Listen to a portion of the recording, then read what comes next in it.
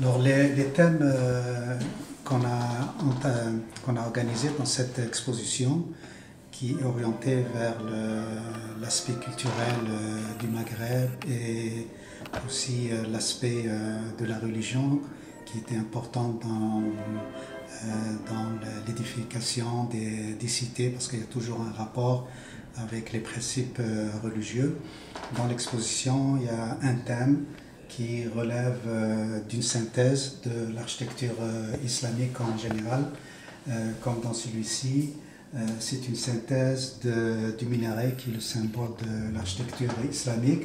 Ça va de l'époque des symboles de l'architecture ottomane, en passant par l'Irak, le Maghreb, symbolisé par le minaret d'Al-Koutoubia, en allant jusqu'en Asie, en Égypte, où on fait pratiquement une synthèse de toute l'architecture, aussi même en Afrique.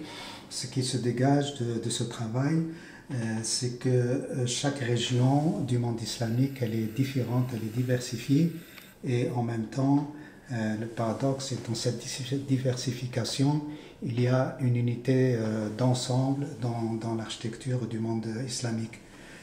La même chose par rapport à l'arche, qui est un élément important dans l'architecture. À l'époque, ils étaient utilisés pour des colonnes structurales. C'est le même principe aussi, par exemple, dans l'arche.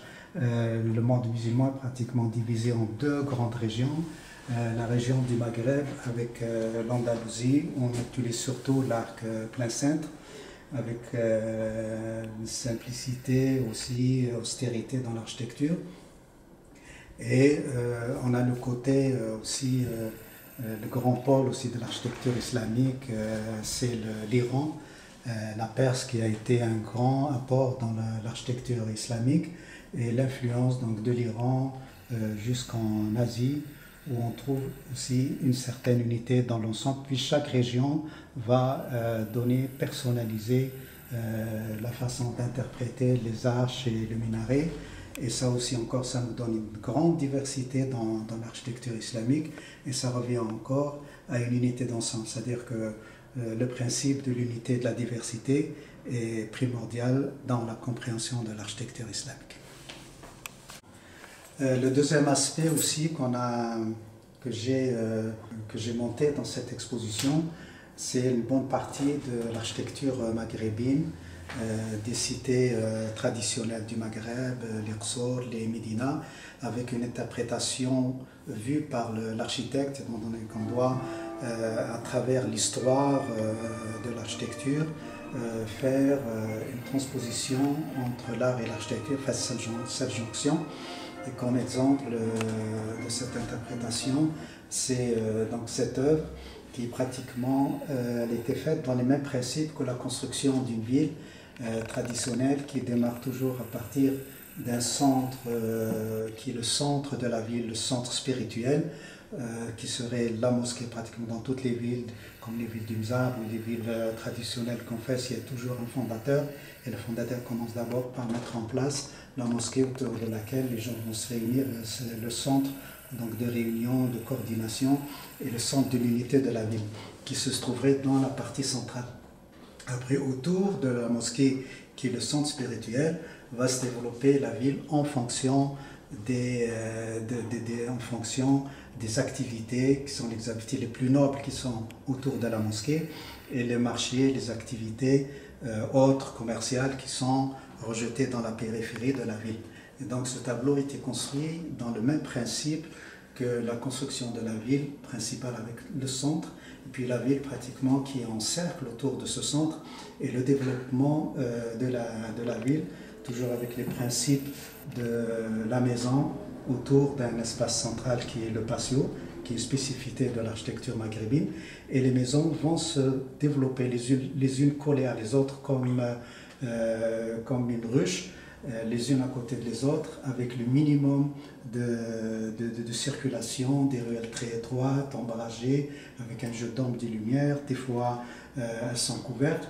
Donc l'exploitation au maximum de l'espace, il n'y a pas d'espace perdu, donc ils avaient un sens de l'utilité de l'espace, et les maisons sont dans leur environnement, pour respecter aussi l'intimité et les principes aussi de spiritualité, qu'il faut chercher l'intimité à plusieurs étapes. On passe toujours de l'espace public vers l'espace privatif, qui est la maison qui, elle, s'organise toujours autour de l'espace central, qui est le patio, l'élément principal autour de laquelle la famille se réunit et qui constitue l'unité de la famille. Alors, dans cette œuvre, on présente l'apport de la calligraphie dans l'art islamique, étant donné que les arts figuratifs étaient déconseillés ou bannis des arts dans l'islam. Et l'islam a développé l'art de la calligraphie, puis jusqu'à nos jours, c'est un art qui a pris toutes les formes les plus contemporaines. Et dans ce tableau, j'ai utilisé la calligraphie pour exprimer des formes, mais aussi l'expression à travers des personnages. Chaque écriture elle a un symbole au niveau des paroles, et dans un environnement qui est aussi presque figuratif, mais qui ressemble à un marché. Mais dans le fond, c'est une recherche d'un langage architectural qui est plus personnalisé. C'est un art qui est entre le figuratif, c'est l'environnement général, mais qui peut très bien aussi être un art abstrait. Et c'est pour ça que la calligraphie, elle a beaucoup évolué dans l'époque moderne et s'est interprétée avec aussi une grande abstraction qui fait que c'est un art qui est en train d'évoluer dans l'art moderne.